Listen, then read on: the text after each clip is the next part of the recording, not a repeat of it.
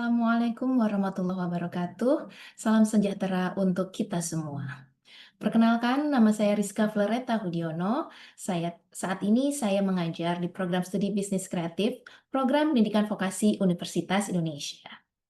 Video ini saya persembahkan sebagai bukti pernyataan diri dosen dalam unjuk kerja Tridharma Perguruan Tinggi bagian pengajaran dalam rangka sertifikasi dosen tahun 2025. Video ini terdiri dari dua bagian. Bagian pertama berisi penjelasan salah satu mata kuliah yang saya ampu, yaitu manajemen bisnis dan keuangan. Sedangkan pada bagian selanjutnya akan ditampilkan rekaman proses perkuliahan mata kuliah tersebut. Saya akan menjelaskan mengenai rancangan pengajaran atas mata kuliah manajemen bisnis dan keuangan. Mata kuliah ini diselenggarakan dengan bobot 3 SKS untuk mahasiswa semester 3, di mana mahasiswa harus mengambil mata kuliah pengantar manajemen terlebih dahulu sebelum mengambil mata kuliah ini. Selanjutnya, mata kuliah manajemen bisnis dan keuangan ini dapat menjadi mata kuliah prasyarat untuk mata kuliah pendanaan bisnis. Isi dari rancangan pengajaran ini disampaikan di pertemuan pertama, sehingga mahasiswa dapat mengetahui perjalanan kuliah ini selama 1 semester.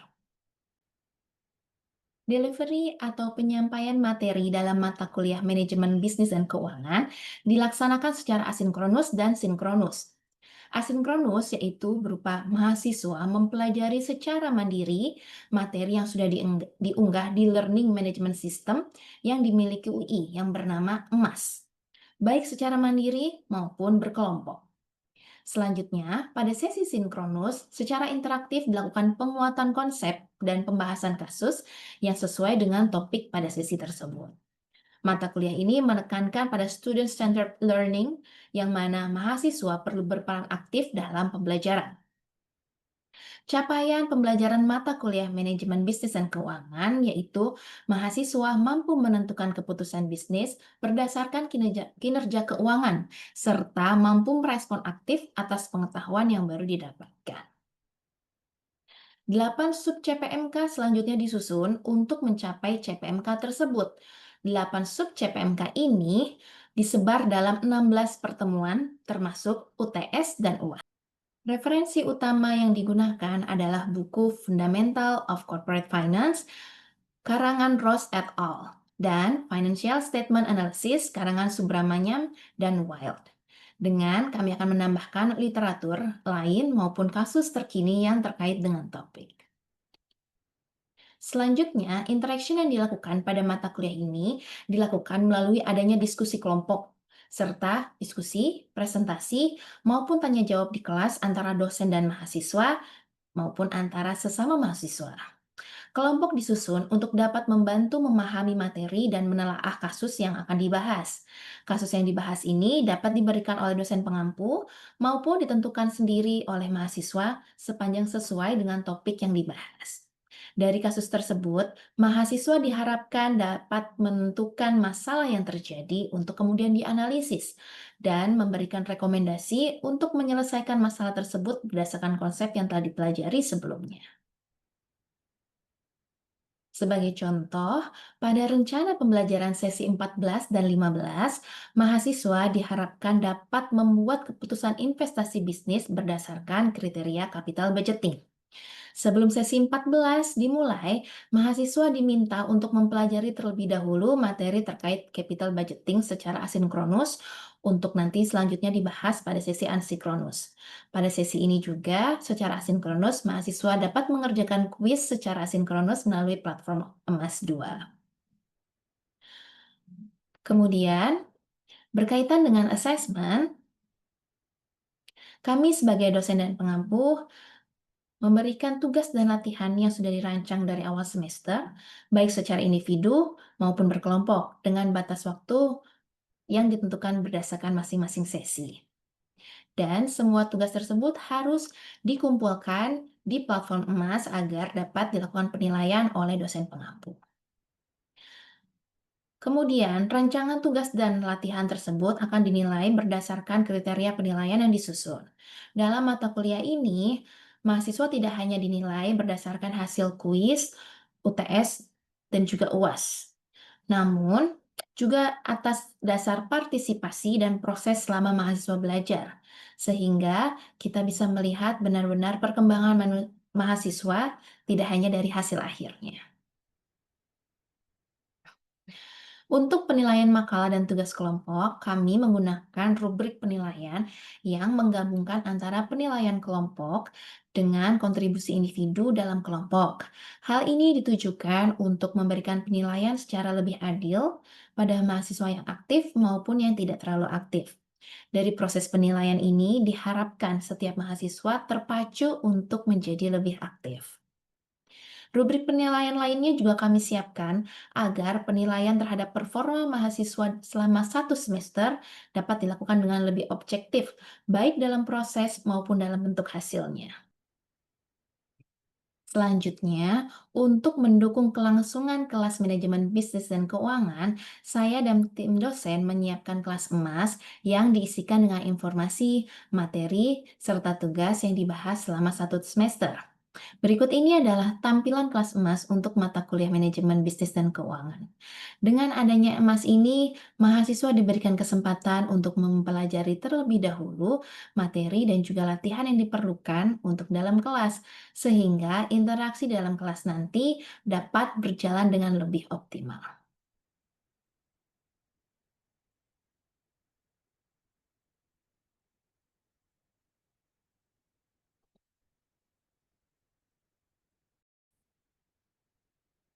Berikutnya, akan saya tayangkan proses pembelajaran yang telah saya lakukan di dalam kelas dengan menggunakan platform Zoom Meeting. Selamat menyaksikan.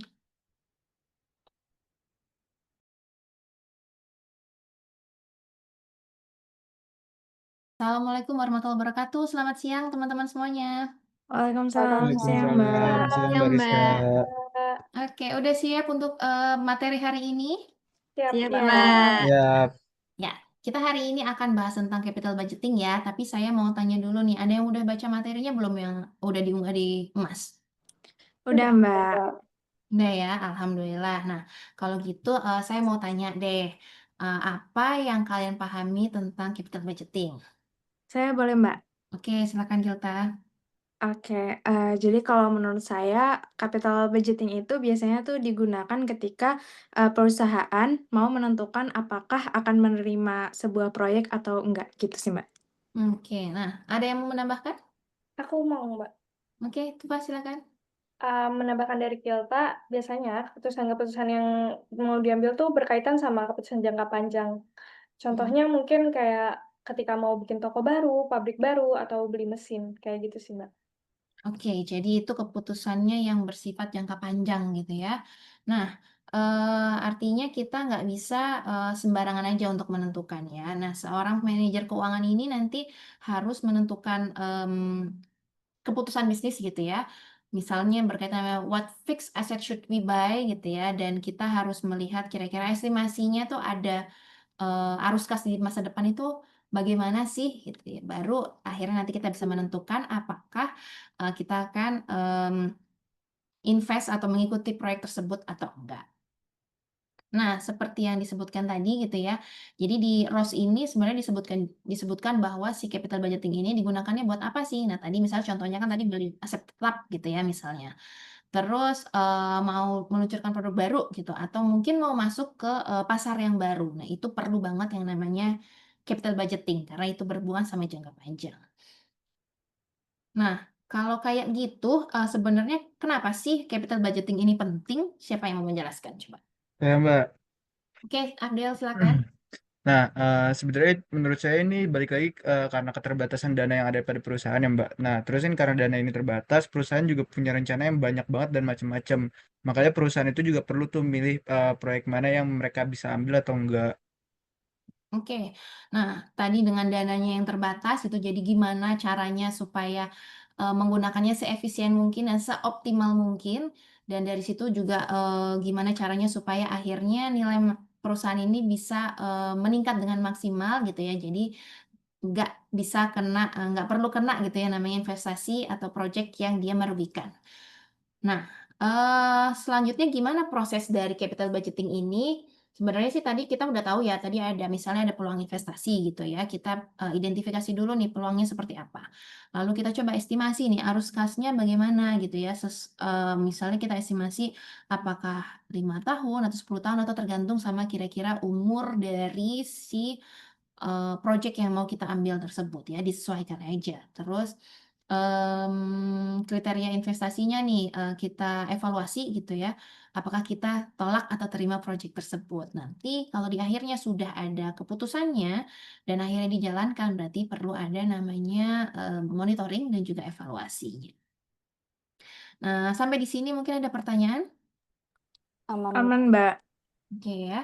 Baik, kalau gitu kita lanjutkan dengan, kriteria investasinya ya, yang bisa digunakan dalam capital budgeting.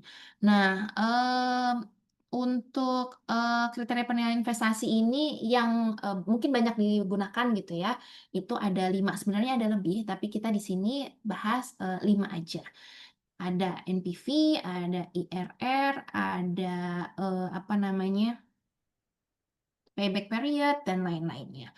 Nah, mungkin, ada yang mau menjelaskan masing-masing kriteria ini? Mbak, saya mau jawab, Mbak. Ya, silakan nih, Farah. Jadi kalau untuk NPV itu kan net present value. Nah, itu fungsinya untuk menghitung berapa sih nilai arus kas yang di present value-kan, lalu dikurangi dengan investasi awalnya. Lalu, sedangkan untuk selanjutnya kan ada IRR, itu internal rate of return, itu menghitung berapa tingkat pengembalian jika NPV-nya itu sama dengan 0. Oke, terus, itu tadi berkaitan dengan NPV dan IRR. Selanjutnya? Saya mau coba, Mbak. Silakan, Raisa.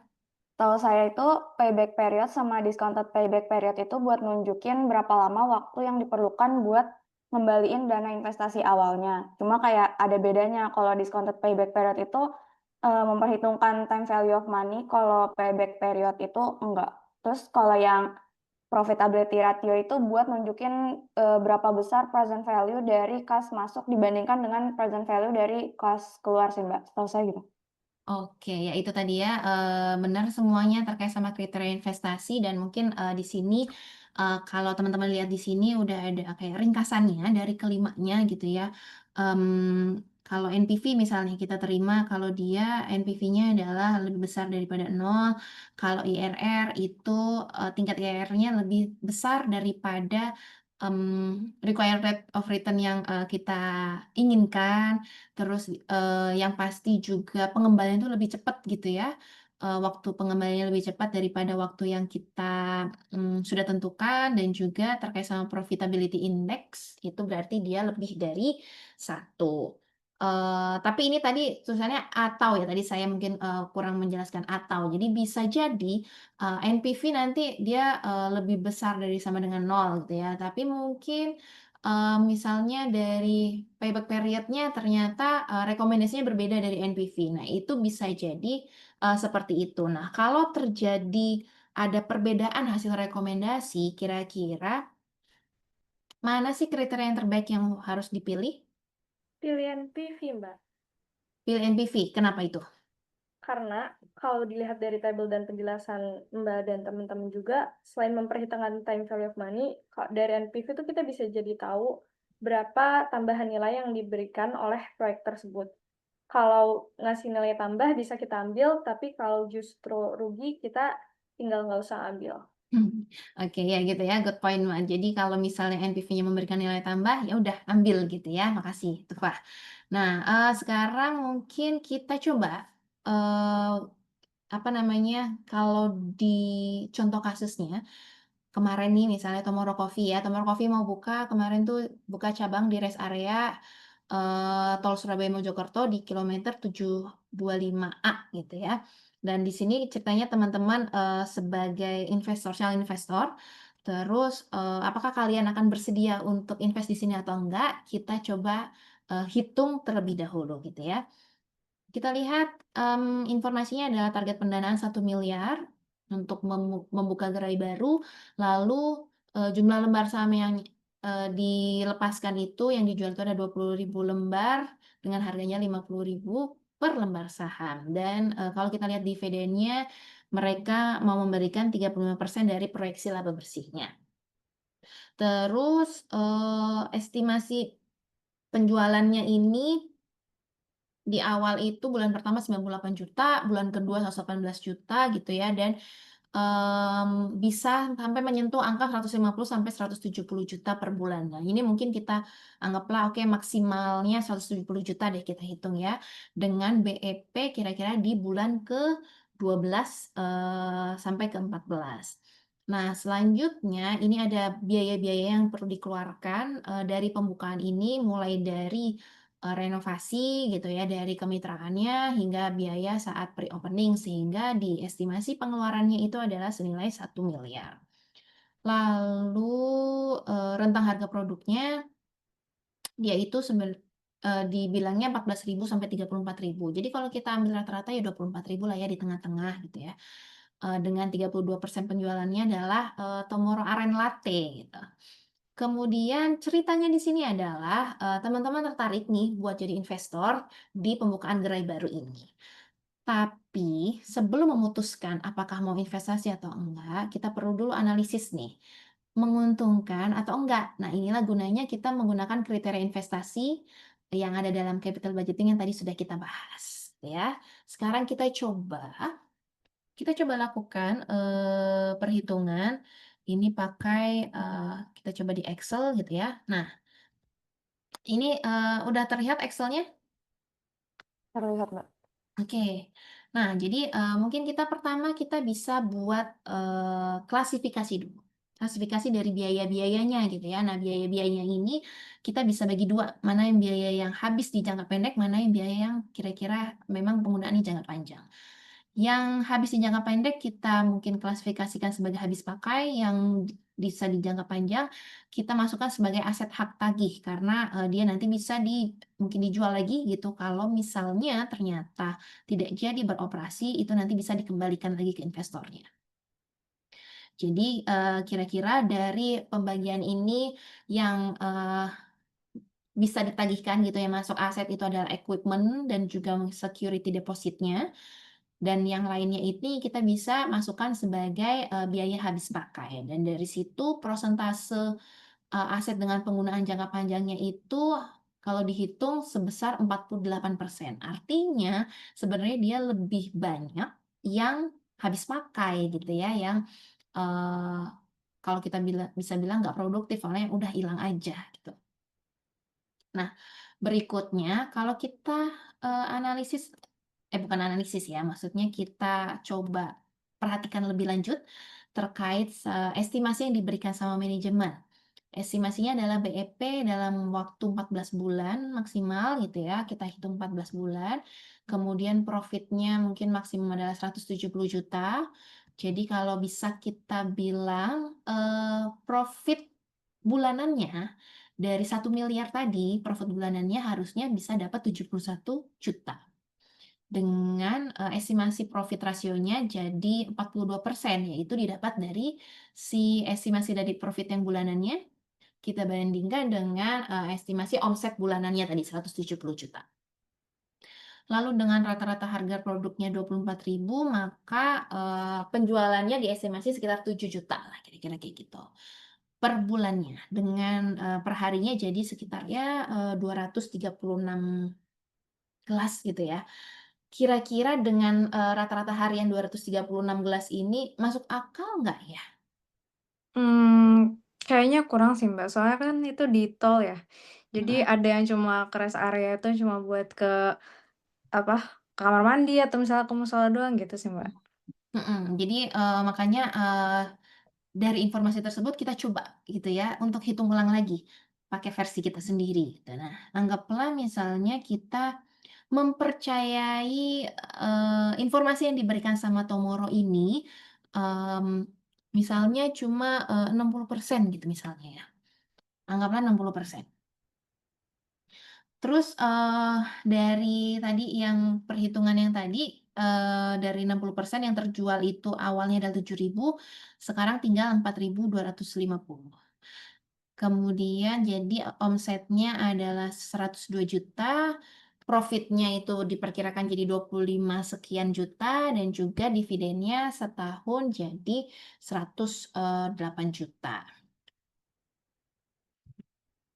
Oke, ada yang mau ditanyakan sampai di sini? Tidak, Mbak. Oke, habis itu apa namanya? Kita coba lihat asumsi yang lainnya gitu ya. Ini tadi kita kan bisa bikin asumsi nih ya. Pengembaliannya, waktunya kita maunya berapa tahun? Anggaplah kita bikin 5 tahun aja, nggak usah lama-lama gitu ya. Lalu kita bikin biaya modalnya atau cost of capital-nya berapa persen sih? Ini kita anggaplah 14%. 14% ini sebenarnya angka kita bisa ngambil dari angka rata-rata mungkin kredit yang di luar gitu ya. Jadi untuk mengembalikan harusnya kita biayanya berapa. Kemudian untuk discount rate-nya itu kita maunya 8% karena kita mau pokoknya minimum banget senilai misal obligasi gitu ya. Kita bikin asumsinya seperti itu. Dari situ nanti kita bisa mulai deh hitung. Misalnya dari payback period-nya. Tadi dengan apa namanya tuh 1 miliar ya tadi ya di awal nilai investasi 1 miliar. Kemudian nilai estimasi dividennya ada 108 juta, berarti sekitar 10 tahun dia baru balik gitu ya, kalau dibulatkan sekitar 10 tahun. Itu pakai payback period. Gimana kalau pakai discounted payback period-nya? Nah, kita coba biar lebih mudah kita bikin tabelnya. Ini tabelnya adalah mempresent value-kan dari nilai estimasi dividennya tadi sesuai dengan tahunnya sampai kalau kira-kira dikumulasikan gitu ya, ditambahkan di tahun keberapa sih dia dapat 1 miliar gitu ya. Ternyata setelah kita lihat ini sebenarnya setelah tahun 17. Jadi udah 17 tahun dia baru akan balik. Nah, kalau kayak gini gimana nih menurut kalian nih? Wah, lama banget ya Mbak baliknya kayak investasi 10 sampai 17 tahun tuh agak mengkhawatirkan gitu karena apalagi bisnis 10 sampai 17 tahun tuh kalau sampai bertahan kayak gitu udah bagus banget jadi kayak agak nggak menarik gitu sih.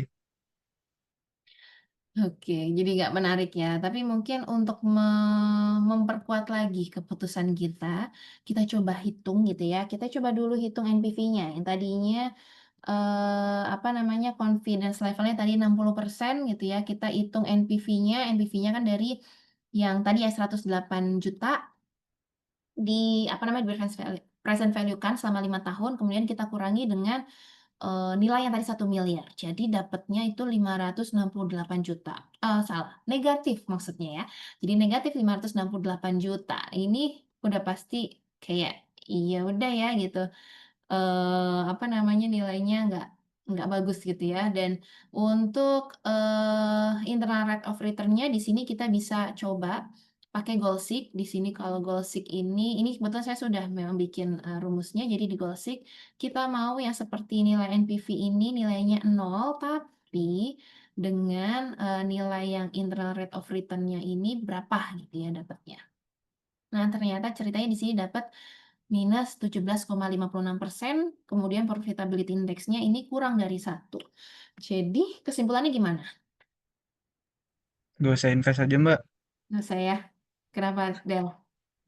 Karena dari tadi perhitungannya juga kan kayak dengan confidence level 60%, NPV-nya negatif, terus IRR-nya juga negatif dan profitability index-nya tuh di bawah 1. Jadi kayak dari perhitungan itu kayak udah ngasih tahu kalau kita harus menolak proyek tersebut. Tapi uh, bisa nggak sih kalau misalnya sampai confidence levelnya 100%? Hmm. Oke, kita coba ya kalau confidence level-nya 100% nih. Nah, ketika confidence level-nya 100%, ini estimasi dividennya jadi 300 jutaan, terus payback period-nya jadi 4 tahun gitu ya, dan discounted payback-nya itu dia juga 4 tahun sekian gitu ya. Lalu kalau dari sini kita terima atau enggak nih kira-kira? Tadi payback-nya 4 tahun gitu ya, terus discounted padahal kita maksimal pengembaliannya dari 5 tahun. Jadi kita bisa terima di sini ya. Terus kalau misalnya kita lanjutin ngitung NPV, ternyata NPV-nya berubah tuh jadi 197 juta. Yang artinya dia sebenarnya menguntungkan. Nah, tapi gimana dengan ininya, IRR-nya? Ini kalau IRR-nya, oke, IRR-nya jadi 15,24% dan profitability index-nya 1,2. Nah, kalau kayak gini, apakah kita akan invest di sini? Siapa yang mau invest di sini? Invest, Mbak. Boleh juga kalau itu. Oke. Menarik. Karena menarik ya, lebih menarik ya, ketika kita memang percaya 100% dari informasi yang diberikan sama Tomoro. Nah, mungkin sampai di sini ada pertanyaan dari teman-teman semuanya? Aman, Mbak. Udah, Sudah, Mbak. Mbak. Aman. Udah, Mbak. Oke, Paham. dari materi hari ini kita bisa simpulkan ya bahwa keputusan bisnis itu harus dilakukan didasari dengan perhitungan yang matang. Dan lewat capital budgeting ini kita harus bisa untuk membuat asumsi dulu tadi ya, beberapa asumsi yang kita buat sebelum akhirnya kita menentukan apakah proyek ini diterima atau tidak gitu ya, sesuai dengan kriteria investasi yang tadi kita sudah coba hitungkan. Nah, setelah ini mungkin teman-teman bisa pelajari nanti kasus lainnya, teman-teman bisa buka di emas gitu ya untuk coba dihitung apakah proyek tersebut layak untuk diterima atau enggak. Terima kasih banyak udah berpartisipasi di hari ini. Insya Allah kita ketemu lagi di minggu depan ya. Terima kasih semuanya. Assalamualaikum warahmatullahi wabarakatuh. Waalaikumsalam. Terima kasih ya, warahmatullahi wabarakatuh. Mbak. Mbak. Mbak. Oke. Demikian video yang saya sampaikan untuk memenuhi bukti pernyataan diri dosen dalam unjuk kerja Tridharma Perguruan Tinggi bagian pengajaran dalam rangka sertifikasi dosen tahun 2025. Terima kasih atas perhatian Bapak dan Ibu sekalian.